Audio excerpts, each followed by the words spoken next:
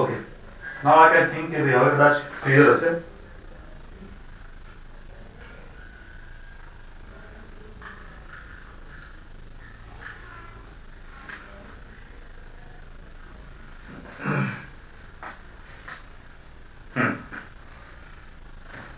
Okay, હવે દાખલા તરીકે ધારો કે આપણા પાસે કોઈ એક વિદ્યુત ક્ષેત્ર છે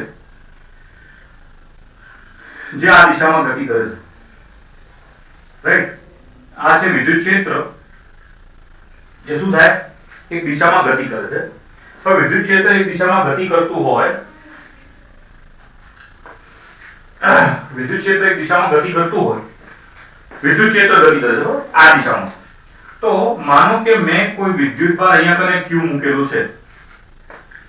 આપણે શું કરી રહ્યા છીએ, આપણે એક વસ્તુનો ટ્રાય કરી રહ્યા છીએ કે દાખલા તરીકે આપણા પાસે કોઈ પણ એક જગ્યાએ વિદ્યુત ક્ષેત્ર કે એની કોઈ વાત કરેલી હોય,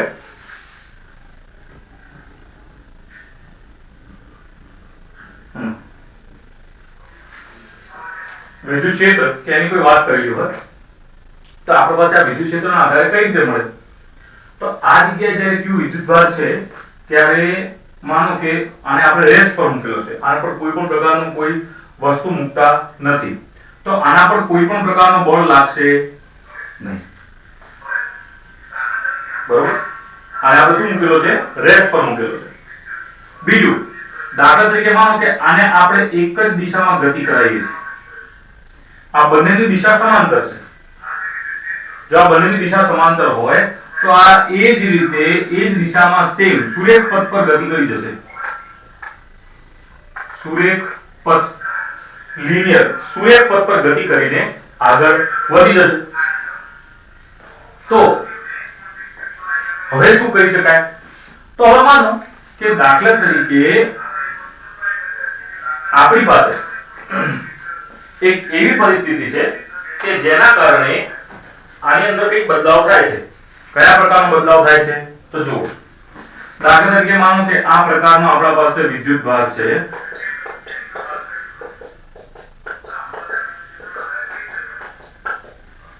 આ જે છે એ છે B.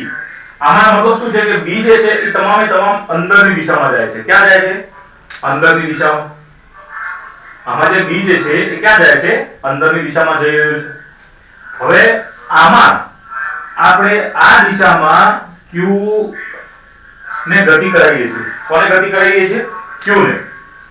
ફરીથી કહું છું, દાખલા તરીકે આ દિશામાં આપણા પાસે આ વિદ્યુતભાર છે અને આ Q દિશામાં આપણે આને ગતિ કરાવીએ છીએ, બરોબર છે? હવે ખાસ કરીને સાંભળજો કે આ દિશામાં ગતિ કરાવી તો આ Q પર કેવો પ્રકારનો અસર થાય?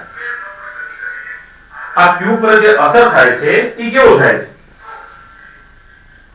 તો Q પર જે અસર થાય છે એના ઉપર આપણે થોડું જોવાનું છે. જે Q પર અસર થાય છે એના ઉપર થોડું જોવાનું છે. શું જોશું? તો આ Q પર બળ લાગે છે. શું છે? Q પર બળ લાગે છે. હવે કઈ દિશામાં બળ લાગે છે? આ પ્લસ Q છે, બરોબર? પહેલા હું તમને ખાસ કહી દઉં, આ શું છે? પ્લસ Q છે. તો હવે ડાબા હાથના નિયમ મુજબ આપણે આને એપ્લાય કરવાનું છે આ રીતે.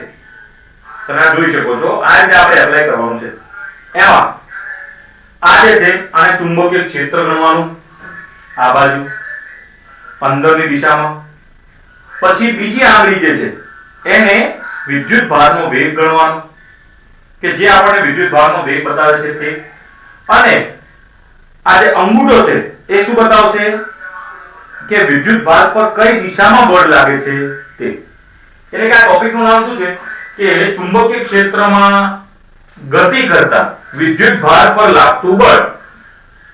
ચુંબકીય ક્ષેત્રમાં ગતિ કરતા વિદ્યુત ભાર પર લાગતું બળ.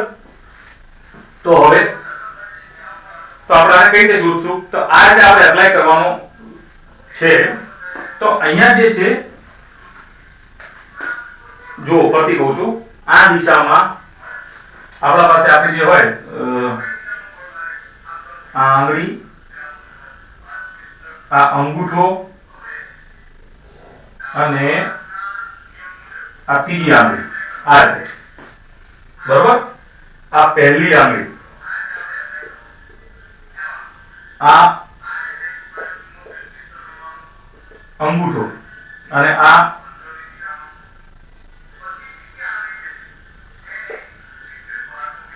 બીજી આંગળી, બરોબર? આ રીતે, બરોબર છે? આ રીતે તમે જોઈ શકો છો, રાઈટ? આ છે બીજી આંગળી. તો આ જે પહેલી આંગળી છે એ બતાવે છે ચુંબકીય ક્ષેત્ર, આ બતાવે છે બળ, અને બીજી આંગળી જે બતાવે છે એ બતાવે છે વેગ, બરોબર છે? તો આ આપણા પાસે ત્રણેય એક પ્રકારની છે સિસ્ટમ. આ સિસ્ટમને એપ્લાય કરીએ.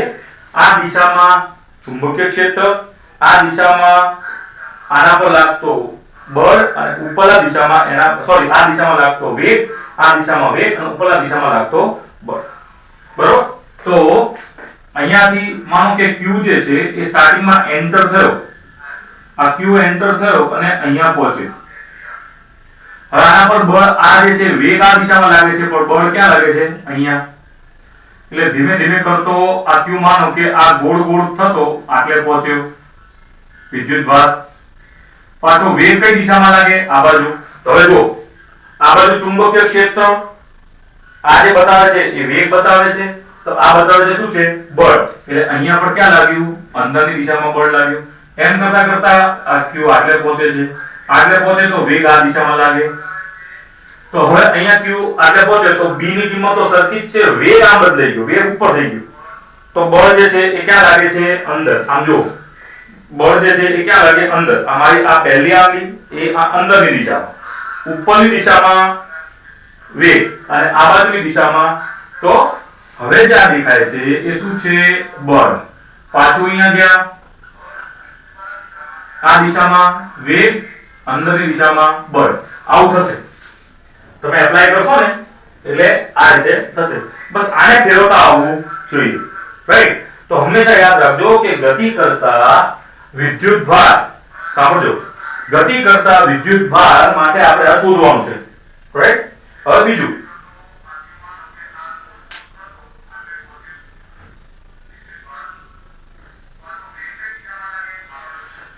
તમને કહું છું કે આના આધારે આપણા પાસે આ Q જે મળે છે એ કેવા પ્રકારની ગતિ મળે છે. આજે આપણને Q મળી રહી છે એની ગતિ જે છે એ કેવા પ્રકારની છે? તો વર્તુળાકાર ગતિ.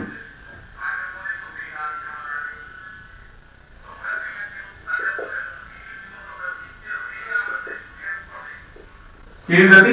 વર્તુળાકાર ગતિ. ધેટ મીન્સ સર્ક્યુલર મોશનમાં આની ગતિ આપણને મળે છે.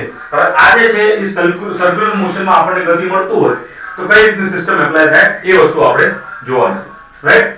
સો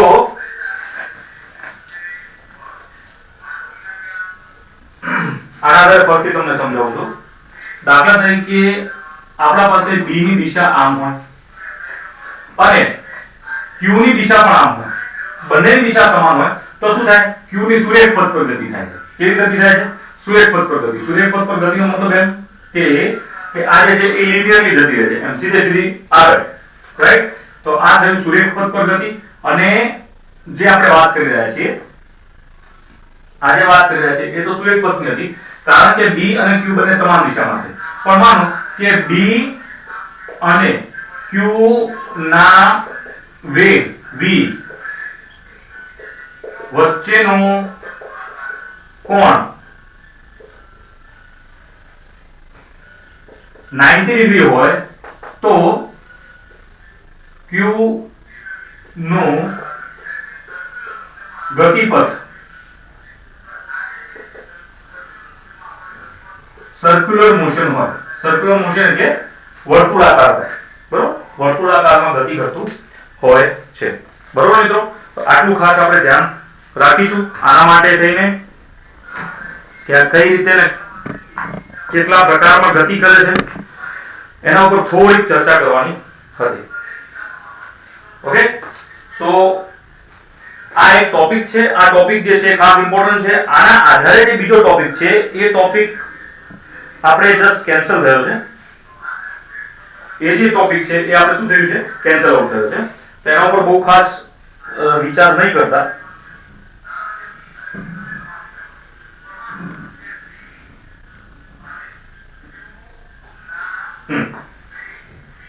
રેડી? સો B અને Q વચ્ચેનો Q ના વેગ V વચ્ચેનો ખૂણો જો 90 ડિગ્રી હોય તો આ પ્રકારની સ્થિતિ સર્જાય. તો આના આધારે આપણા પાસે એક બળ મળે છે અને એ બળનું સૂત્ર કયા પ્રકારમાં છે એ તો હું તમને બતાવું છું. આ બળનું સૂત્ર આપણને કયા પ્રકારમાં મળે એ હું તમને બતાવું છું.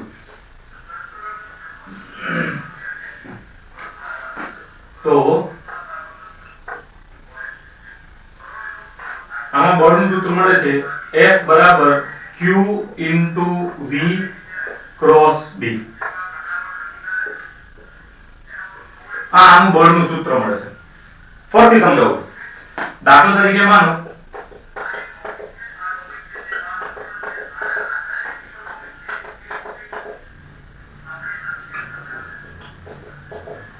આ રીતની સિસ્ટમ છે જેની અંદર એક Q જે છે એ પ્રવાહિત થાય છે.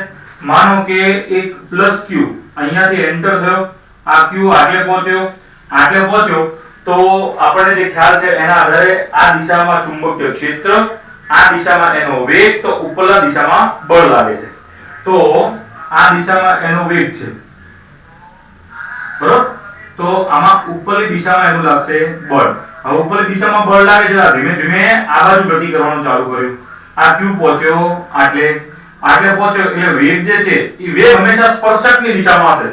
કઈ દિશામાં હશે? સ્પર્શકની દિશામાં. એ સ્પર્શકની દિશામાં એના આધારે આપણે નક્કી કરવાનું હોય છે.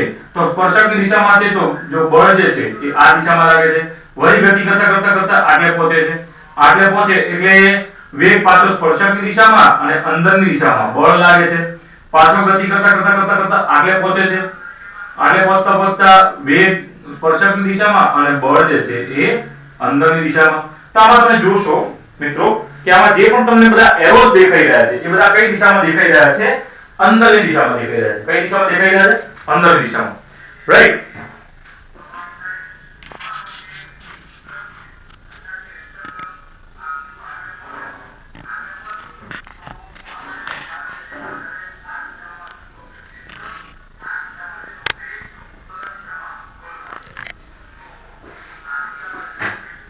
હા બરાબર.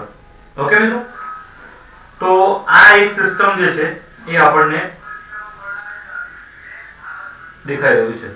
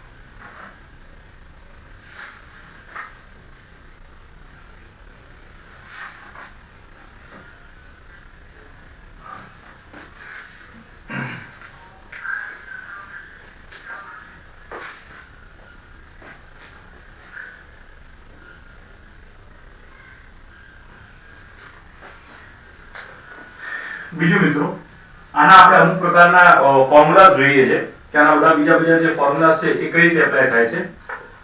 તો અગેન આ જસ્ટ એક ફિગર એક્સ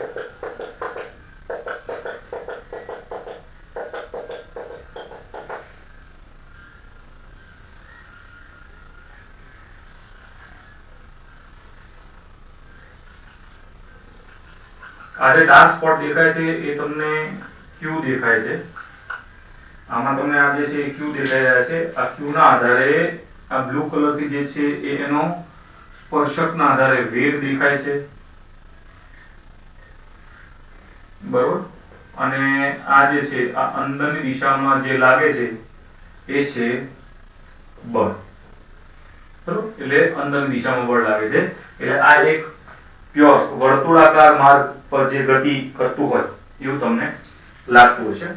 ખાસ કરીને અહીંયા જે બળ લાગે છે એ બળનું સૂત્ર Q into V cross B, જે બળનું સૂત્ર છે શું છે Q into V cross B. અહીંયા એક બીજું બળ પણ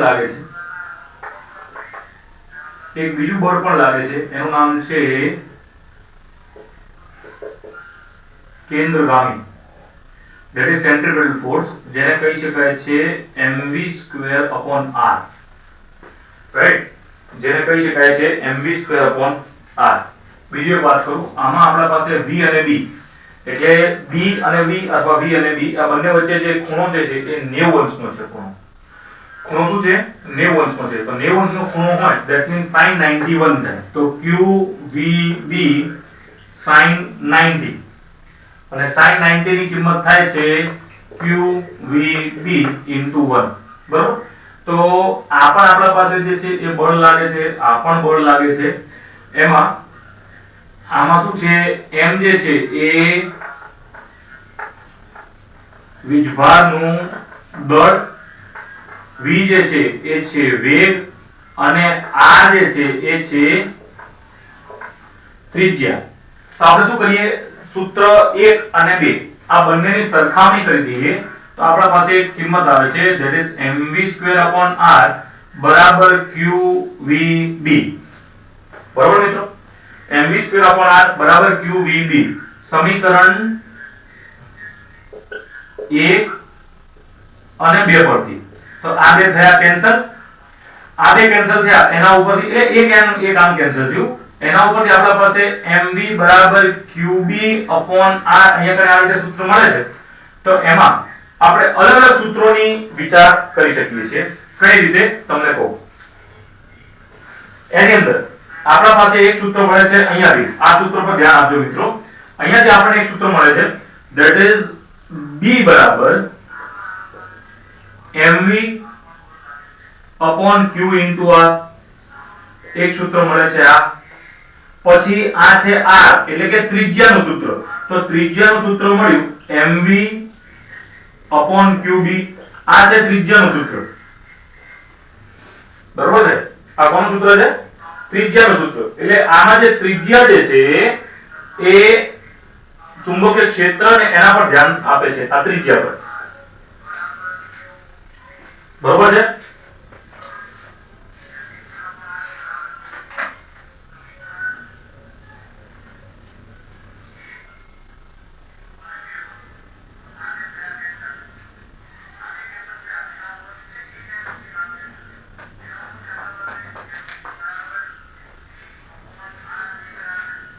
પછી આ વર્તુળાકાર માર્ગ પર ગતિ કરતું હોય તો આપણે જોવું હોય તો જોઈ શકીએ કે વેગ બરાબર 2πr/t. તો કેટલા સમયમાં ગતિ કરે છે એના વિશે થોડું વિચાર કરવું હોય તો t બરાબર 2πr/v આવું થાય. શું થાય? t બરાબર 2πr/v. હવે એક કામ કરીએ, અહીંયા કને આપણે આ r ની કિંમત આમાં મૂકી દઈએ છીએ, આ r ની કિંમત આપણે t માં મૂકી દઈએ છીએ. તો t બરાબર m2π/qb. એટલે આમાં જે આપણા પાસે સમયની કિંમત આવી, એ સમયની કિંમતમાં ત્રિજ્યા આવતી જ નથી. એટલે ત્રિજ્યા ગમે તેટલી મોટી હોય નાની હોય એના પર આધાર રાખતી નથી. બીજું એક ખાસ વસ્તુ, આમાં r જે છે ઈ દળથી ડાયરેક્ટલી પ્રોપોર્શનલ છે. ડાયરેક્ટલી પ્રોપોર્શનલ એટલે માનો કે વેગ આપણે અચળ રાખીએ, વીજભાર અચળ રાખીએ અને b અચળ રાખીએ, તો આમાં આપણા પાસે જે r ની કિંમત આવે છે એ r ની કિંમત જે છે ઈ ડાયરેક્ટલી પ્રોપોર્શનલ છે ત્રિજ્યાથી. એટલે r ની કિંમત જેટલી મોટી એટલી ત્રિજ્યાની કિંમત મોટી, બરોબર. આપણા પાસે જેટલી કિંમત r ની આવે છે એટલી કિંમત ત્રિજ્યાની આવે છે, રાઈટ મિત્રો. તો એના પર થોડું આપણે એપ્લાય કરીશું તો આ વસ્તુ આવી. બીજું, ફ્રીક્વન્સી ઇક્વલ્સ ટુ 1/time. તો ફ્રીક્વન્સી આધારે આપણે કિંમત બનાવી તો qb/2πm આ છે ફ્રીક્વન્સીની કિંમત, કે કેટલી ફ્રીક્વન્સીથી આ ભ્રમણ કે રટન કરી રહ્યું છે, બરોબર. બીજું, omega equals to 2πf. Angular frequency, angular velocity, કોણીય વેગ.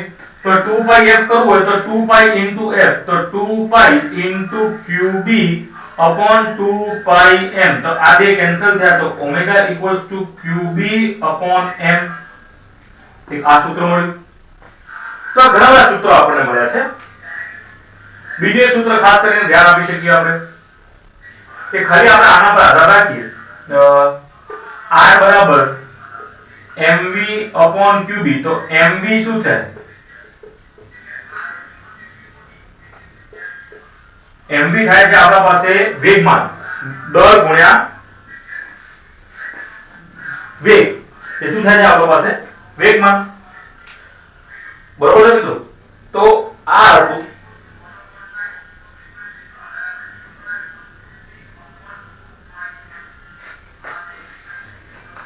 આ સૂત્રોનું ભંડાર રાઈટ આમાં ઘણા બધા સૂત્રો જે છે એ એમસીક્યુ ના ઘણા બધા પર્પસમાં કામ આવતા હોય છે રાઈટ મિત્રો તો થોડું આના પર ધ્યાન આપીશું અને એપ્લાય કરશું કે તમને બધું ક્લિયરલી ખબર પડે right so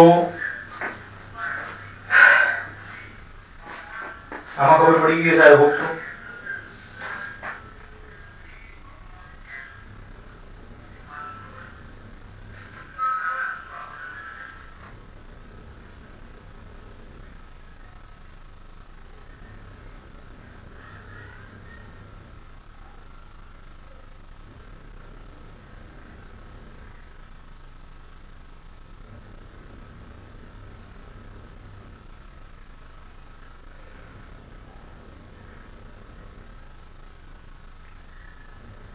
Is it clear now?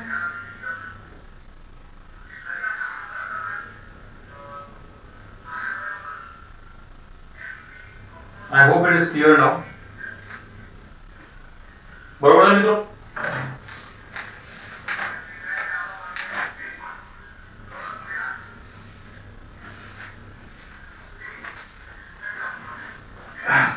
Main खास तो હું તમને વાત કરું કે આ જે પણ આપણા પાસે ટોપિક છે આ ટોપિક ની અંદર એવું છે કે માનો કે આપણે ચુંબકીય ક્ષેત્રની કોઈ વાત કરી રહ્યા છીએ જો તમને ઉદાહરણ બતાવું માનો કે તમારી બાજુથી મારી તરફ ચુંબકીય ક્ષેત્ર આવે છે right from your side to my side આ રીતે આમ ચુંબકીય ક્ષેત્ર અહીંયા આવે છે બરોબર એમાં આપણે શું કર્યું આપણે કોઈ પણ એક